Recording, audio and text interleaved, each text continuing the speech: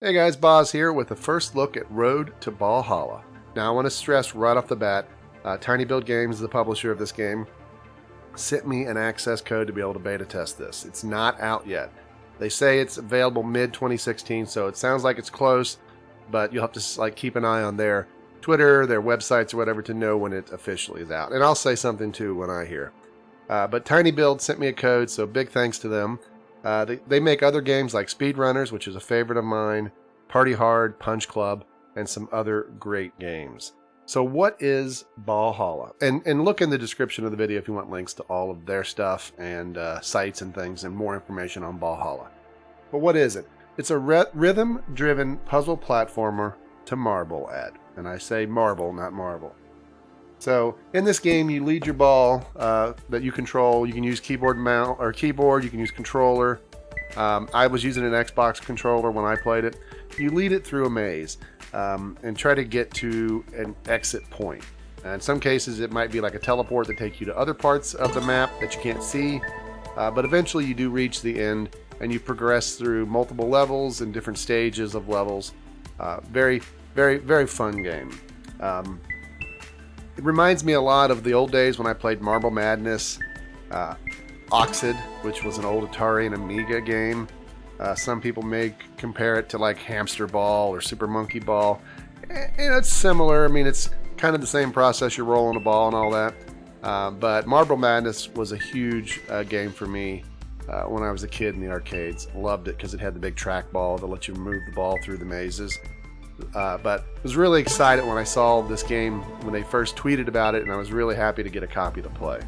So in the game, I mean, you start off, the levels are somewhat easier. I guess, one little knock I would give is I think that there could have been a few simpler levels to start so people don't get frustrated.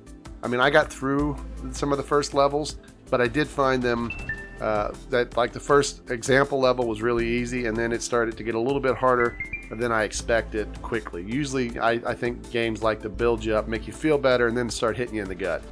This one hits you a little sooner. I let my wife try it after I streamed a day or two later, and she got through, I think, the first level and then started kind of getting frustrated. Now, she's not a gamer, but I do think that may be one thing to keep in mind.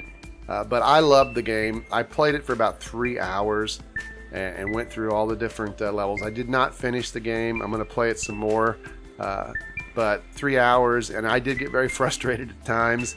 It's one of those games that if I wasn't streaming it, I would have stopped and taken a break and then come back to. But because I was streaming it, because I wanted to get as far as I could, because I told them I would, play at least 3 hours on it, I wanted to give it as good a run as I could. It's a lot of fun. I mean, when they say it's a rhythm-based game, some of the red floors and patterns change to the beat of the music, so you can kind of get a feel for the music and the rhythm and use that to help you.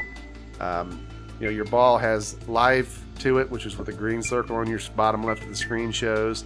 There's checkpoints, which are these little white glowing dots. You want to pick up the little yellow glowing dots to try to get 100% of those. But once you touch a white dot, that kind of is your checkpoint. So if you die, you don't have to redo all of what you've just done.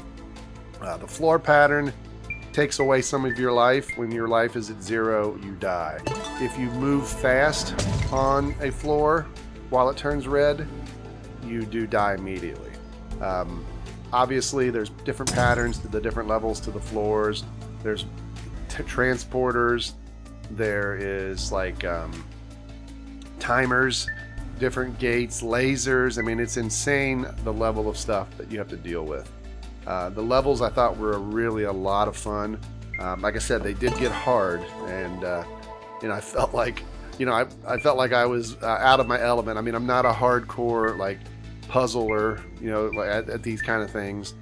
So some of the levels were tough. I know some of the viewers watching did say that they would have taken a break or had to give up or take a break at that point and come back later. And I stuck with it, and I did get through some stuff. I know there was a few times that I think people watching the stream thought I was going to just completely fail for the rest of it, and then I kind of got a feel for the level and got through it. And I think that's what's important about this game, is you really got to get a feel based off the rhythm and everything for the level. And then once you do, it seems a lot easier.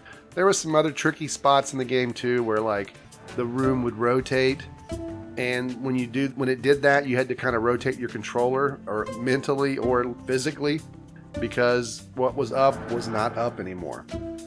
So that was interesting. But I really enjoyed the game. I think they threw a lot of crazy little things into the game, and it really was a lot of fun. And like I said, it brought me back to the old days when I played Marble Madness and Oxid on my old Atari. This is much easier to control than Oxid was. With Oxid, you had to use a mouse, which kind of got confusing at times because you'd sometimes run out of mouse pad. But with the Xbox controller, I had no trouble moving around on it. Like I said, the game's a lot of fun. It is early. It's beta test. Obviously there's going to be things that are going to change, things that are going to get added. So you can't look at this as a review and anything like that. It's purely a first look. I'm excited about the game. I hope people check it out because it is a lot of fun. It is hard though, so be prepared. You're going to have to put on your thinking caps and your big boy or big girl pants and have a run at it.